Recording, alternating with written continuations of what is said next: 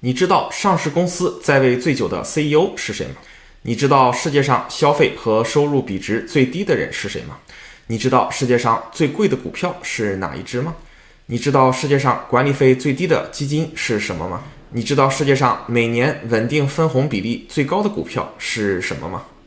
你造吗？你造吗？你造吗？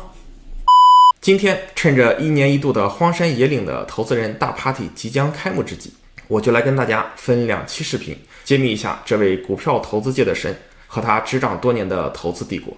当然也跟大家聊一聊年度荒山野岭大 party 都有个啥。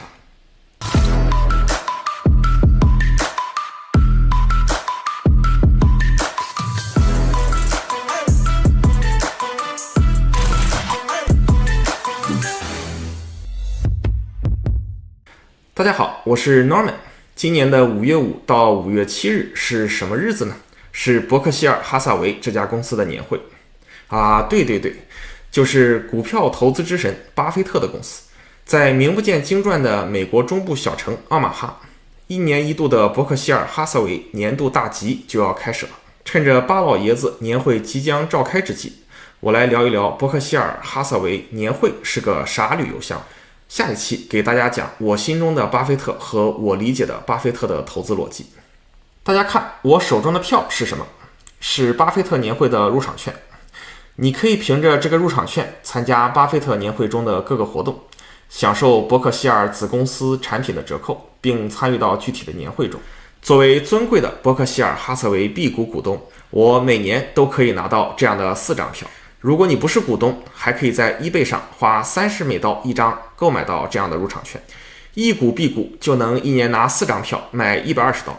而伯克希尔哈撒韦 B 股的股价只有300出头，如果你买1股伯克希尔 B 股，每年把票卖掉，这个分红比例就可以达到接近惊人的40%，妥妥的世界上分红比例最高的股票啊！如果屏幕前的你今年有兴趣参加这个年会，欢迎这边联系我。我会把票送给最快跟我联系的粉丝朋友，联系完之后我会把票给你留着，不过你需要24小时之内给我提供你的酒店和机票行程，证明你确实是准备去参加这个活动，而不是准备把我的票放在eBay上卖掉的。很多年来，巴菲特都会和他的主要合伙人查理芒格一起给所有股东每年开一场年会，回答股东的提问。随着年会越办越久，吸引的人数越来越多，这项活动已经变成了美国中部小城奥马哈一年一度的年度大集了。巴菲特真的是给故乡创造了无数的 GDP 啊！也有很多投资人慕名而来，像圣徒去耶路撒冷朝圣一样，来这个人口仅有50万的小城市朝拜巴菲特和他的伯克希尔。22年据说来了4万人，今年我相信来个5万人应该问题不大。这么多人来，可想而知，衣食住行和这个酒店价格也会是非常的哇塞啊！这个小型省会城市一下子增加了接近10%的人口，这个阵仗，这个架势，估计也就我大淄博8大局早市和烧烤城能媲美了。每年年会的行程很相似，今年也不例外。第一天5月5日是 Shopping Day， 第2天5月6日正式召开年会，第3天5月7日是5000米迷你马拉松跑。我有幸在2016年参加了伯克希尔哈撒韦51年庆典的年会，借着这个机会，我也考古了一波自己以前的照片，来跟大家分享一下我当时参加年会活动每一天的见闻。这个照片真的是画质很感人呐！我比正式会议早去了1天，第1天就在城市里随便转了转，一下飞机就看到了伯克希尔的各种存在。这个城市你可以称之为巴菲特之城，你能买到任何东西，除了百事可乐，因为巴菲特投资的是可口可乐公司。我还吃了当地一家酒吧叫 The Salty Dog， 参观了一下市政厅和历史博物馆。这个城市真的是一点点小，也不是特别多的人。做了很多次 Uber， 跟司机聊天，很多人在这里都是有兼职工作的。有个司机大哥长得很像尼古拉斯凯奇，我们还合了个影。他平时会给家里亲戚的面包店打工 ，get paid like a family。我就问，这是指收入高还是收入低的意思？看这个大哥比了这么一个手势啊，学会了个新词儿 ，get paid like a family。第2天是股东大会正式活动的第1天，也是买的一天。其实并没有特别大的折扣，不过还是很好玩的，因为这些公司都是巴菲特投资的公司或者独占的全资子公司。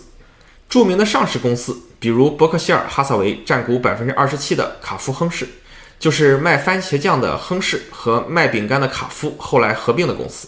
再比如巴菲特老爷子一天要喝5罐的可口可乐公司，伯克希尔占股8.5%。除了上市公司，伯克希尔还买了一些全资持有但是没有上市的子公司。比如我个人印象比较深刻的有一个伯克希尔全资的子公司叫 Forest River， 生产房车的，有一款车的型号就叫 Berkshire XLT， 我拍了一点室内的样子，这边也分享给大家。这套房车大约12.6万美元。还有一个全资子公司叫 Clayton Homes， 它是生产预制房屋的，一个建好的 bungalow 成本差不多只要10万美元左右。看到这样一个公司，很多人想法可能会和我一样，是不是把这样的预制房公司搬到多伦多来，那么多伦多翻建房屋的价格就可以大幅下降了？其实是做不到的，因为这样的预制房屋为了便宜，版型设计是比较单一的，并没有办法做特别具体的改动来匹配地块的大小和地块的形状，只适合地皮特别大的郊区，本身设计不需要那么复杂，地方够大随便盖的区域。美国就有很多这样的区域。另外，这样的预制房屋本身的质量是比较初级的，并不是特别豪华，所以适用范围确实也是有一些限制的。结束的时候，我还在年会的出口处拍了个大头贴，上了一回报纸。现在看看7年前的照片，实在是有一些不忍直视啊。第3天就是正式的年会了，想问巴菲特问题的朋友们一定要一早就去排队。我当年不知道，去的不够早，8点到会场，连前排的座位都没有了，坐的离主席台非常的远。年会的场地是个篮球场，如果在这边没有抢到座位，还有一个第2会场是看视频直播的。巴菲特和查理芒格在主席台上坐了一整天，来总结过去，畅想未来，回答股东的各种问题。主席台下面的前排雅座还有一大批大咖来给大家捧场。具体的人名我确实忘差不多了，不过我记得16年巴菲特的好朋友比尔盖茨确实是在那里的。那一年巴菲特85岁，查理芒格92岁，两个老头在主席台一坐一整天，我中间都好几次扛不住快睡着了。他们俩则是不停地回答着各种刁钻的问题，嘚不嘚。巴菲特说完话还会经常问问芒格有啥要补充的吗？芒格一般会说我就不补充了，然后继续吃他手里的坚果。芒格真的是个大吃货。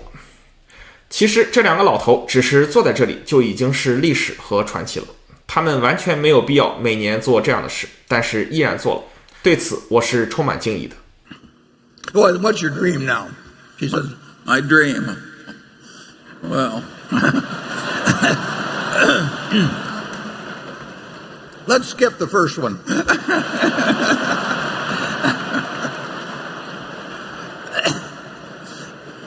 Sometime when I'm especially wishful, I think, oh, to be 90 again.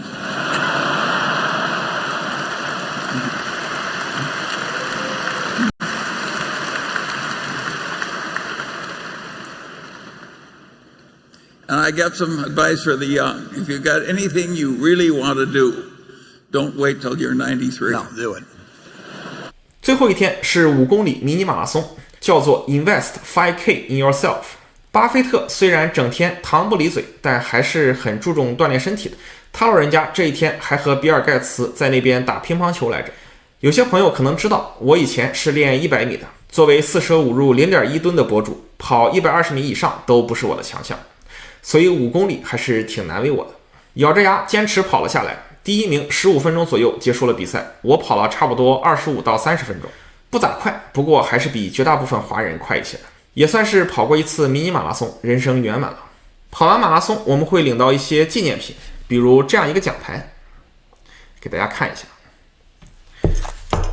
还有这样一件纪念 T 恤，是 Brooks 产的。By the way, Brooks 也是巴菲特投资的公司。马拉松结束之后，我还去巴菲特门口打卡拍了个照。巴菲特家的地址是5505 Farnham Street， 奥马哈。现在的估价差不多是100万美元出头。这栋房子是巴菲特1958年28岁的时候花31500美元买到的。28岁买房，32岁开始投资伯克希尔。事实证明，大佬也是先齐家后治国的。自住房要抓紧买，啃老要趁早，早啃啃得少。4天的行程大概就是这样了。我个人还是长了很多见识的，这趟旅行属于文化旅程。如果屏幕前的你也想去赶一趟伯克希尔的年度大集又不想在eBay上买票，欢迎这边联系我，获取我手中的4张门票。下期视频跟大家讲一下我对巴菲特和他的投资理念的理解。我们真的能像神一样做股票投资吗？伯克希尔哈撒韦又是怎么样性质的一家公司呢？敬请期待，不要走开，点关注不迷路，房子上的问题找 Norman 就够了。